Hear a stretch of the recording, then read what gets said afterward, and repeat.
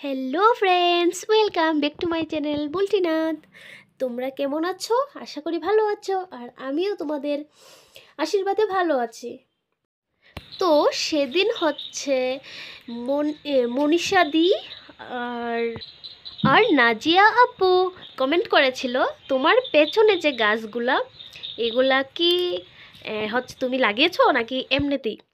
তো দেখো, ওই যে এই গাছগুলো সবসময় এরকমই থাকে, কেটে কেটে ফেলতে হয়। আর এই যে এইগুলা হচ্ছে টপের ভেতরে, তো আমি যত্ন করতে হয়, যত্ন না করলে তো কিছুই টিকে না।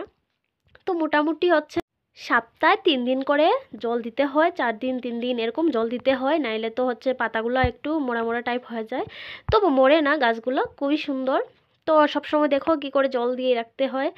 তো গাছের নিচে অনেক টাইম দিতে হয়, গাছগুলো সুন্দর থাকার জন্য অনেকটা পরিশ্রম করতে হয়, টাইম দিতে হয়।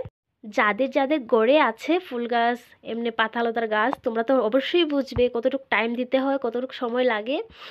আর অবশ্যই আমি এরকম যখন আমি টাইম পাই তখনই আমি ফুল গাছের মধ্যে জল দিই। এমনি ফুল গাছও আছে, তারপর হচ্ছে এমনি গাছও আছে।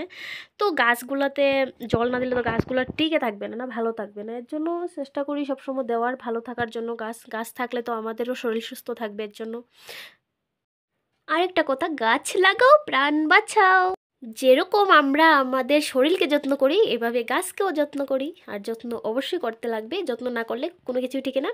তো এই দেখো ওইদিকে আরও আছে, অনেক অনেক অনেক গাছ আছে, অনেকগুলো টব আছে, মানে হিসাব ছাড়া কয়টা আছে আমি নিজেও বলতে পারবো না। দেখো পুরোটা উঠোনে খালি গাছ গাছ গাছ, দেখো জল দিতে দিতে আমি পুরো ক্লান্ত। বা